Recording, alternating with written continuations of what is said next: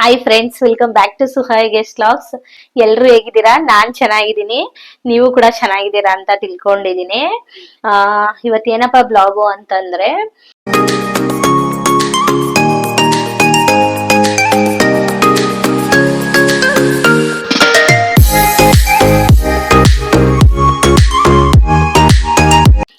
ನಾವು previous blog ನ ನಿಮ್ ಜೊತೆ ನಾನು ಶೇರ್ ಮಾಡ್ಕೊಂಡಿದ್ದೀನಿ. ನಾವು ಮಂತ್ರಾಲಯಕ್ಕೆ ಹೋಗಿದ್ದ ಬ್ಲಾಗ್ ನ ಅವತ್ತಿಂದ 1 ವೀಕ್ ಆಗಿತ್ತು ನಾನು ಮನೆಯಲ್ಲಿ ಪೂಜೆ ಎಲ್ಲ ಮಾಡಿ.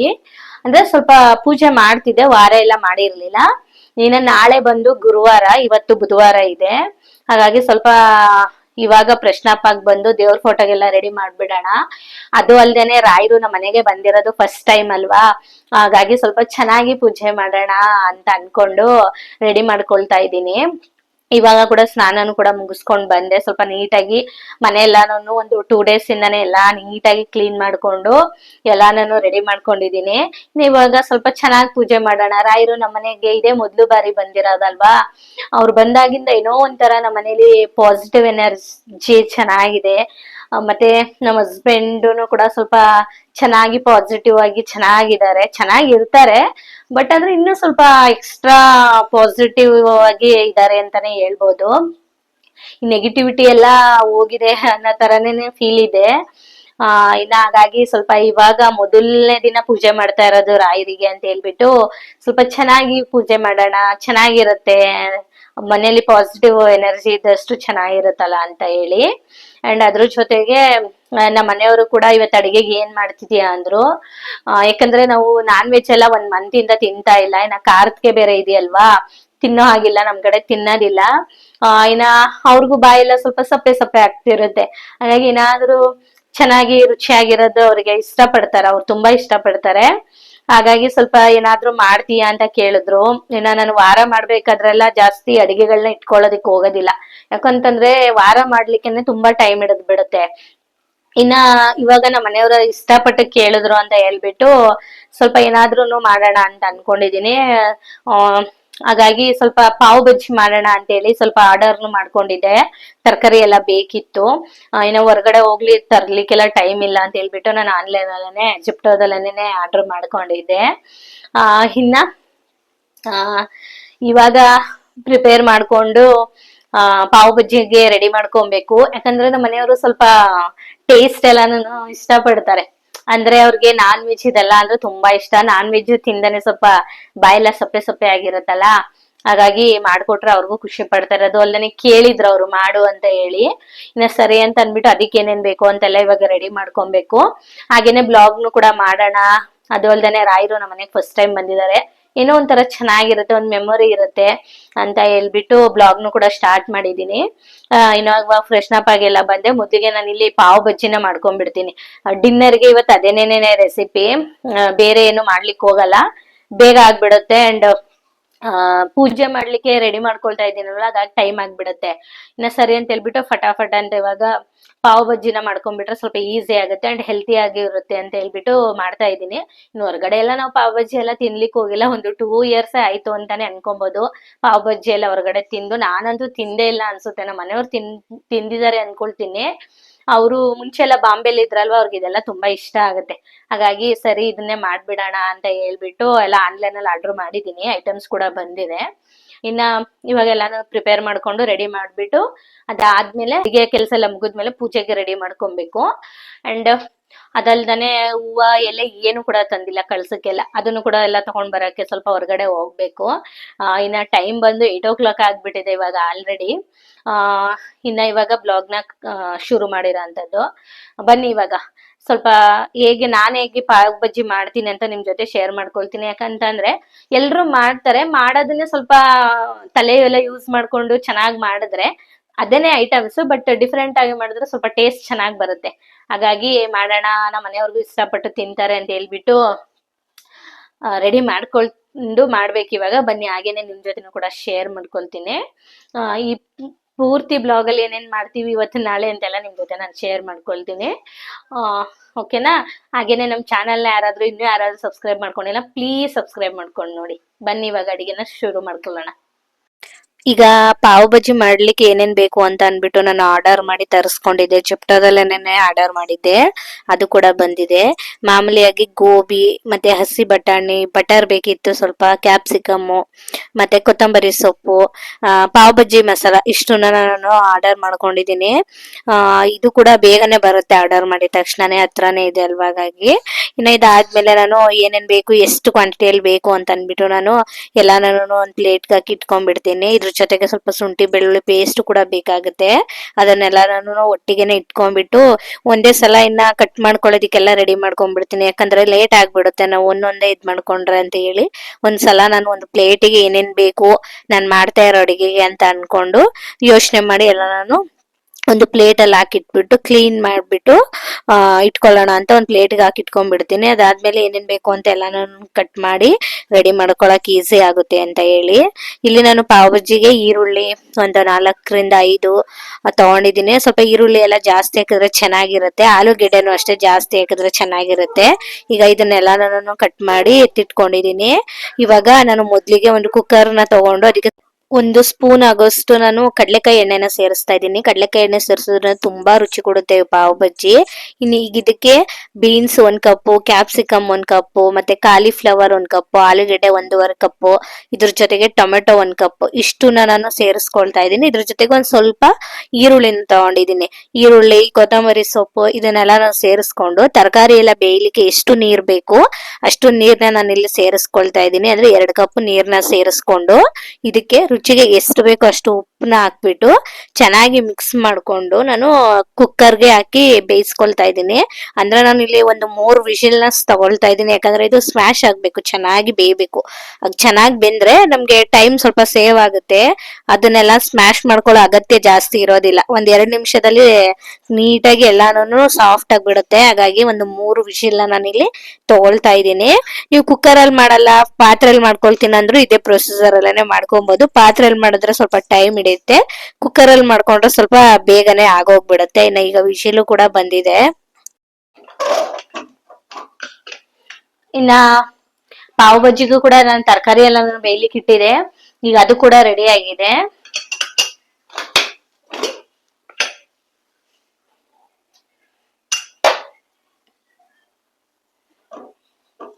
ಈಗ ನೋಡ್ತಾ ಇರ್ಬೋದು ನೀವು ತರಕಾರಿ ಎಲ್ಲ ಎಷ್ಟು ಚೆನ್ನಾಗಿ ಬೆಂದಿದೆ ಅಂತ ಹೇಳಿ.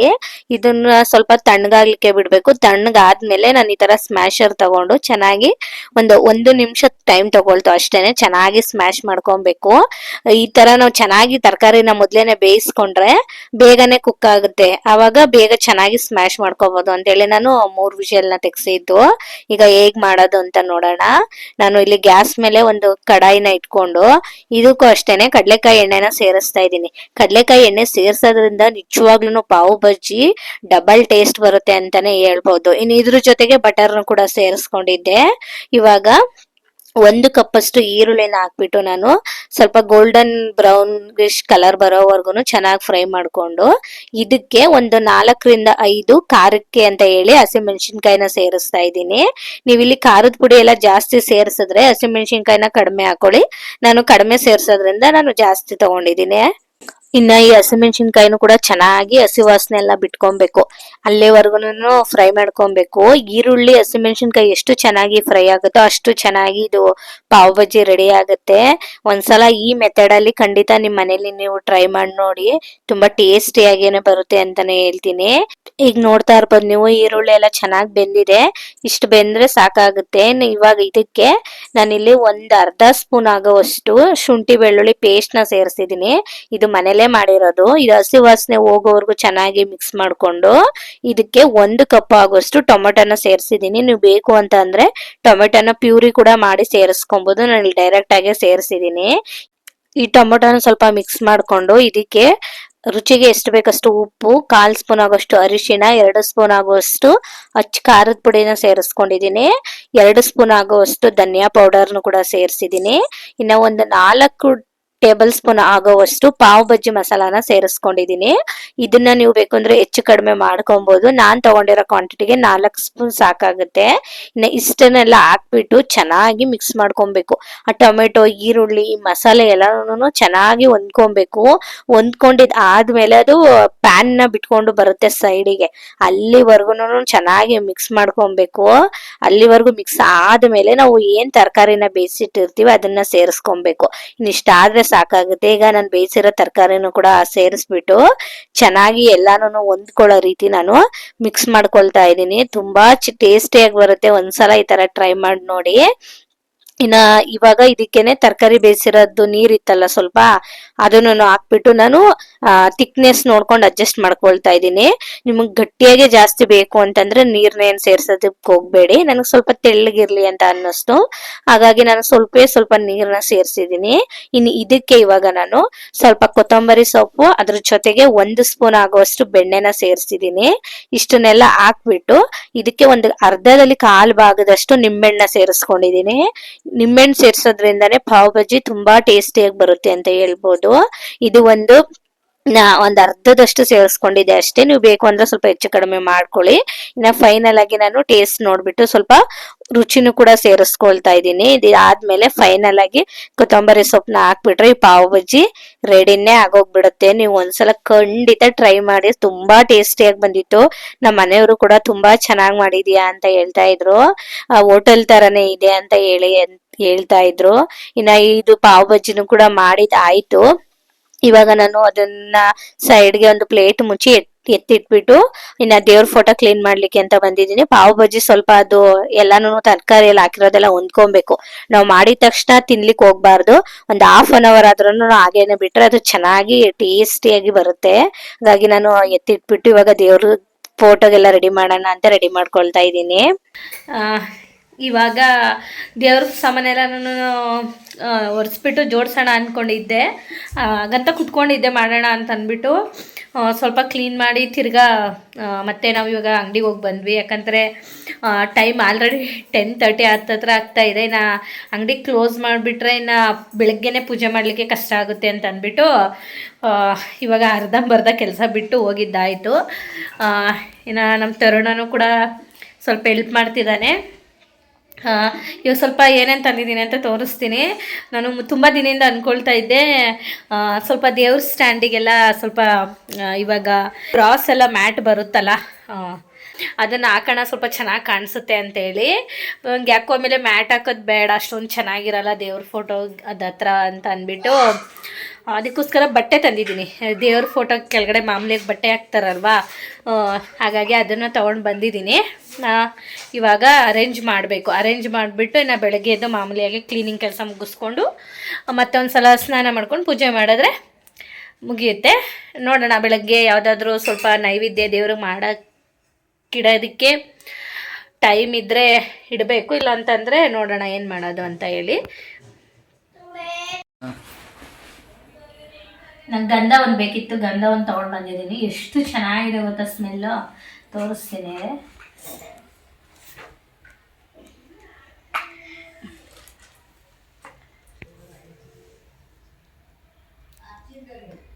ತುಂಬ ಚೆನ್ನಾಗಿದೆ ಸ್ಮೆಲ್, ತುಂಬ ಚೆನ್ನಾಗಿದೆ ಇದು ಗಂಧ ಸ್ಮೆಲ್ಲು.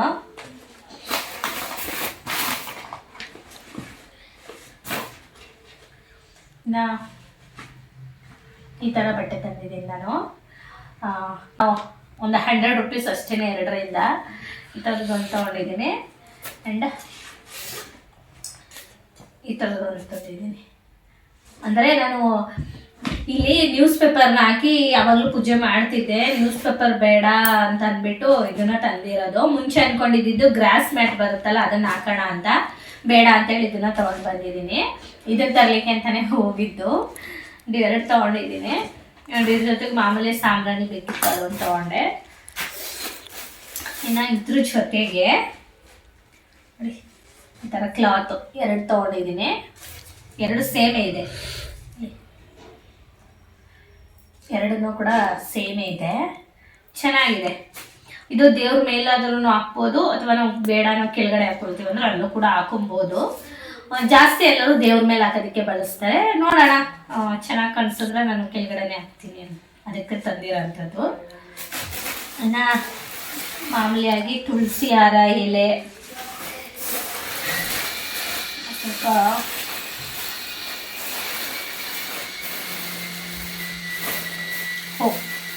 ಮಿಕ್ಸ್,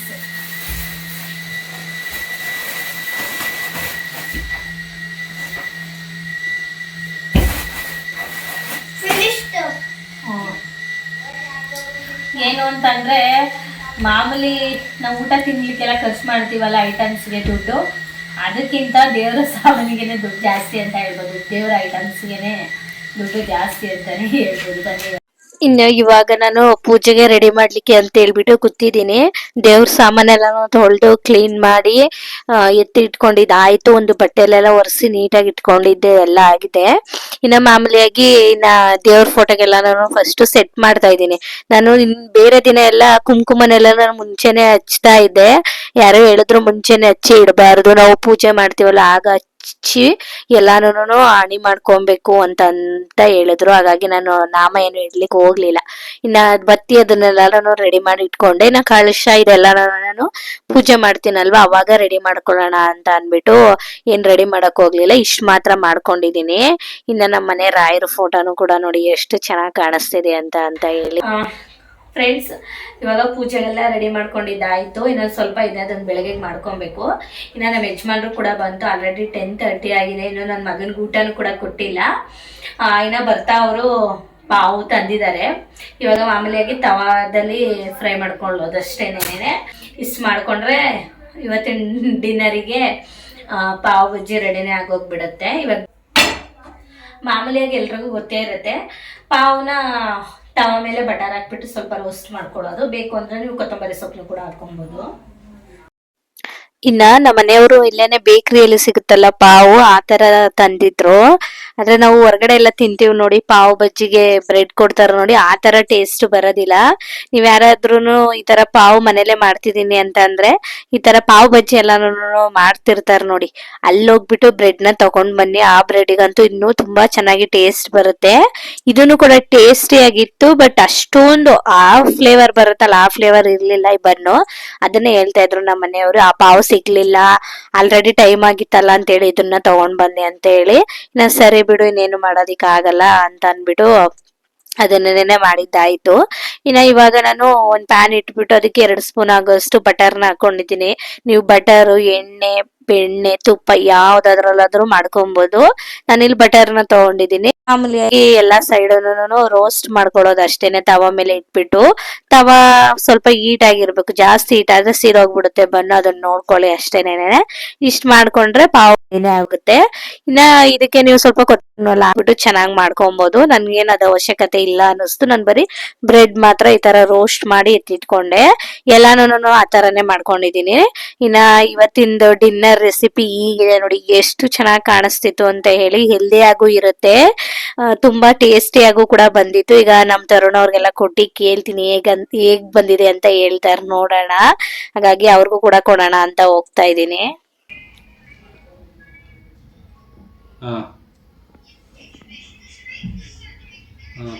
ಹೆಂಗೈತೆ? ನಿಜ ಇನ್ನ ನಮ್ ತರುಣ್ಗೂ ಕೂಡ ಇಷ್ಟ ಆಯ್ತು, ಚೆನ್ನಾಗಿದೆ ಅಂತ ಹೇಳ್ದ. ನಿಜವಾಗ್ಲೂ ಚೆನ್ನಾಗಿ ಬಂದಿತ್ತು, ಒಂದ್ಸಲ ಟ್ರೈ ಮಾಡಿ. ಇವತ್ತಿನ ಬ್ಲಾಗ್ನು ಕೂಡ ನಾನು ಇಲ್ಲಿಗೆನೆ ಎಂಡ್ ಮಾಡ್ತಾ ಇದ್ದೀನಿ. ಈ ವಿಡಿಯೋ ಇಷ್ಟ ಆದ್ರೆ ಪ್ಲೀಸ್ ನಮ್ ಚಾನೆಲ್ ನ ಸಬ್ಸ್ಕ್ರೈಬ್ ಮಾಡ್ಕೊಂಡು ನೋಡಿ ಆಯ್ತಾ. ಮತ್ತೊಂದು ವಿಡಿಯೋದಲ್ಲಿ ಸಿಗ್ತೀನಿ. Thank you.